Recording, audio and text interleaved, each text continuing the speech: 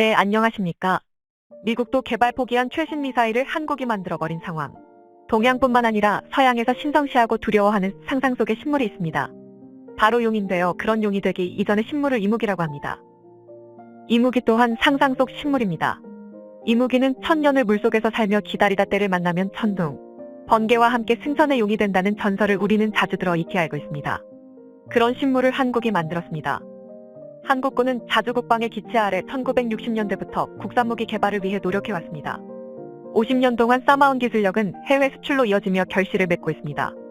지금 용이 되려고 하는 이무기인 국산무기를 소개하겠습니다. 지난 2010년 천안함 침몰과 연평도 포격 도발 이후 서해 북방한 개선 해역에서 북한군의 도발 우려가 높아졌는데요. 특히 북한이 백령도에서 불과 50여 켬 떨어진 고함포에 공기부양점 70여 대를 수용할 수 있는 기지를 완공함에 따라 적의 기습 상륙에 대응할 수 있는 무기체계 개발이 시급해졌습니다. 이런 상황 속에서 최적의 솔루션으로 등장한 유도무기 체계가 바로 비궁입니다. 공기부양정은 공기를 아래로 뿜어 지상으로부터 떠오른 상태로 움직이는 운송수단인데요. 수륙 양용으로 육지뿐 아니라 바다와 강을 자유롭게 넘나들 수 있습니다. 일반 선박이 접근할 수 없는 갯벌 위도 질주할 수 있으며 공기 쿠션 덕에 바닷가에 마찰력이 발생하지 않아 빠른 속력으로 물살을 가로지를 수 있습니다. 북한군은 공방급으로 불리는 공기부양정을 140여 척에 갖고 있는 것으로 알려져 있는데 1대1 35에서 55명의 병력을 태우고 시속 80에서 90km로 우리 해안에 상륙할 수 있습니다. 이런 북한의 공기부양정을 이용한 기습 공격에 대응하는 가장 효과적인 무기는 공격용 헬기인 아파치입니다. 최근 육군에 전력화되고 있는 아파치 헬기는 공기부양정을 타격할 수 있는 70mm 로켓을 최대 76발을 탑재할 수 있습니다. 우리 군은 현재 공군 기본훈련기 KT-1에 로켓탄과 기관총을 장착한 KA-1을 공기부양정 대응 전력으로 활용하고 있습니다. 하지만 북한이 최근 백령도 바로 앞 고함포에 공기부양정 기지를 건설함에 따라 기존 항공전력으로는 북한의 기습 상륙을 완전히 저지하기 어려워졌다는 평가인데요. 고함포에서 공기부양정으로 서북도서에 상륙하는 데 걸리는 시간은 고작 30분인데 육지에서 출동할 경우 대응은 늦어집니다. 그렇기 때문에 이를 저지할 수 있는 방어체계가 필요했는데 이것이 바로 70mm 유도형 로켓인 비궁이 등장하게 된 이유입니다. 오늘은 실전 배치된 미국이 개발하다 포기했지만 한국이 개발 완료한 비궁에 대해서 알아보겠습니다. 비궁은 70mm 유도로켓인데요. 메두사라는 프로젝트로 알려져 있습니다. 비궁은 미국 해군 항공무기연구소의 합작으로 개발한 최첨단 유도로켓으로 먼저 미국의 상황부터 살펴보면 냉전 종식 이후 대규모 정규전 가능성은 거의 사라지고 소규모 반군, 무장단체 혹은 테러 조직에 의한 비정규전과 저강도 분쟁이 위험성이 매우 커졌습니다. 특히 2000년 10월 12일 예멘에 정박 중이던 미 해군 구축함 쿠렐 소형보트가 자살 돌격으로 17명이 사망하고 수십 명이 다치는 피해를 당합니다. 그동안 이런류의 비정규전에 관심이 없던 미 해군은 매우 고심하게 되는데요. 만일 자살 돌격을 위한 소형보트들이 미 해군 함정의 물량으로 밀어붙이면 마땅히 대응할 수단이 없었던 것입니다.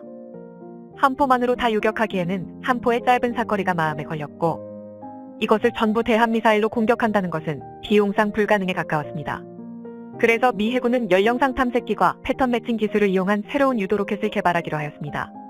먼저 표적에 대한 영상을 다른 탐색기 등으로 포착한 다음 이 영상을 유무선으로 유도로켓에게 전송하며 로켓은 발사되어 중간 단계까지는 INS를 이용하여 관성항법으로 날아가고 종말 단계에서는 미리 입력된 영상을 이용하여 표적을 정확히 찾아서 꽂습니다. 2.75인치 직경 70mm 로켓은 크기가 워낙 작고 또 개발 목적이 저가형 유도무기이므로 고성능의 연령상 장치 대신 싼 값을 구할 수 있는 상용품 소자를 최대한 사용하며 탐색기가 전방으로 고정어 있는 방식인 스트랩다운 방식을 쓰기로 합니다. 스트랩 방식은 눈 아래 탐색기가 좌우로 움직이지 않기 때문에 저렴하지만 탐색 각도가 제한적이라는 단점이 있습니다. 하지만 미 해군은 이걸 독자적으로 하기엔 비용이 문제가 되었고 마치 비슷한 생각으로 고민에 빠져있던 한국에게 도움을 요청합니다. 한국의 입장에서는 전시에 북한군이 호버크래프트의 특수부대를 싣고 서해 5도나 인천 수도권 등에 상륙하여 기습 점령하거나 후방 교란을 하면 여간 골치 아픈 것이 아니기 때문에 한국군이 이것을 위해 방어병력을 이곳에 증가시켜 놓는다면 그만큼 전선에 보낼 병력이 부족해진다는 뜻이기도 하는데요.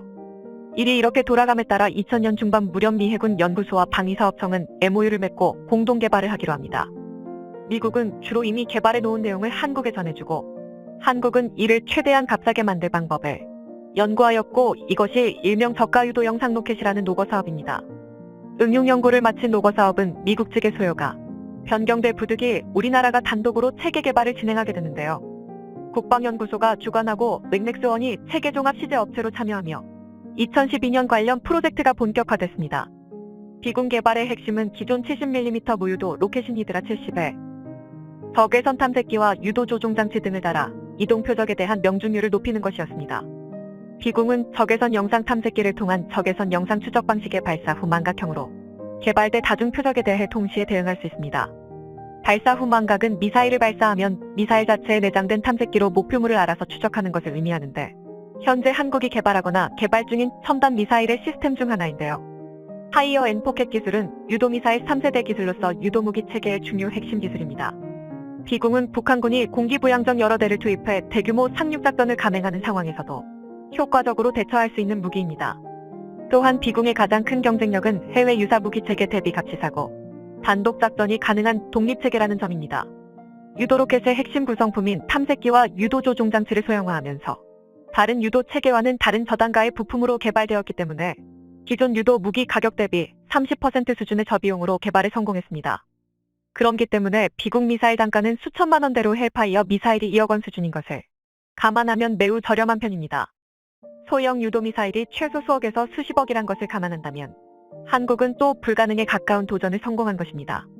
또한 비공은 표적을 탐지 추적하는 표적 탐지 장치와 표적 정보를 관리하고 발사 명령을 내리는 발사 통제 장치, 사격 체계인 유도 로켓이 한 차량에 탑재돼 독립적으로 작전을 수행할 수 있다는 장점이 있습니다.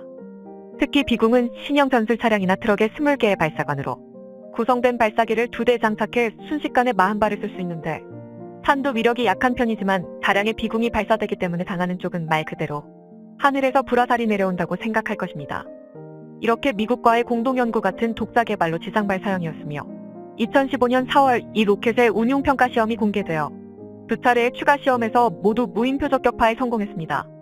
또한 지대함 70mm 유도 로켓 차량 탑재형은 그해 6월 3일에 언론에 의하여 실물이 첫 공개되었으며 기동 중인 표적 선박을 격파하는 영상도 공개하였습니다. 사거리는 8km이며 군운용 평가에서 저가형 무기답지 않게 높은 명중률을 기록했습니다. 최대 사거리인 8km상에서 고속 기동하는 표적에도 전부 명중의 군도 성능에 만족하여 운용적합 판정을 내렸습니다.